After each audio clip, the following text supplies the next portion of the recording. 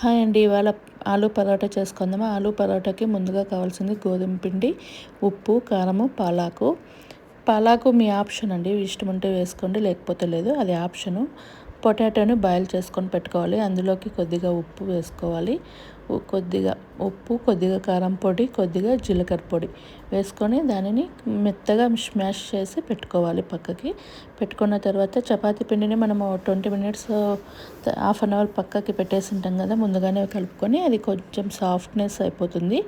సాఫ్ట్గా అయిపోయిన తర్వాత చపాతీలాగే తిక్కుకొని అందులోకి మనం ఆలు స్టఫ్ పెట్టుకొని చపాతీని తిక్కుకోవాలి. ఒకే చపాతీకైనా పెట్టుకోవచ్చు. నేను నార్మల్గా అయితే ఆలు పరోటా మందంగా చేస్తారు కొంతమంది, కానీ నేను కొంచెం తిన్నగా చేస్తున్నాను.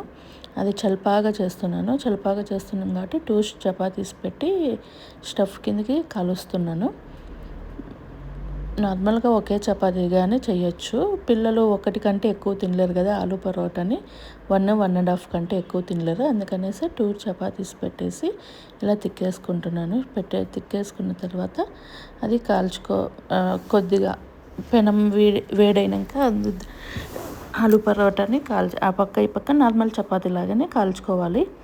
నేను కొద్దిగా గీ వేసి చేస్తున్నాను, ఆప్షన్ అండి.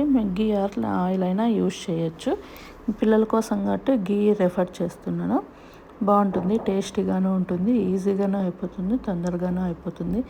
పిల్లలు కర్రీస్ చేస్తే తినరు కదా, వాళ్ళ కోసమని ఇలాగా.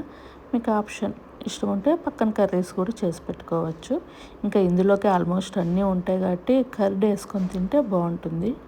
ఈజీగాను ఉంటుంది, టేస్టీగాను ఉంటుంది, సింపుల్గాను అయిపోతుంది, తొందరగాను అయిపోతుంది. ఇలా గీ వేసుకొని కాల్చేసుకోవాలి. అటు సైడు ఇటు సైడు 2 సైడ్స్ కాల్చుకున్న తర్వాత కొద్దిగా పెరుగు పెట్టుకొని పిల్లలకి ఇచ్చేస్తే టేస్టీ ఆలు పరోటాలు రెడీ అయిపోతాయి. ప్లీజ్ లైక్, సబ్స్క్రైబ్ అండి, కామెంట్స్ చేయండి. ఇంకా నేనేమన్నా తప్పుగా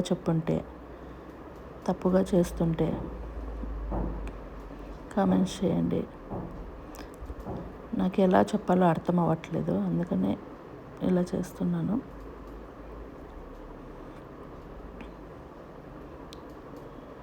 మాట్లాడడానికి అవ్వట్లేదు, నాకు వాయిస్ ఓవర్ ఇవ్వడానికి అవ్వట్లేదు, అందుకనేసి ఇలా చేస్తున్నాను.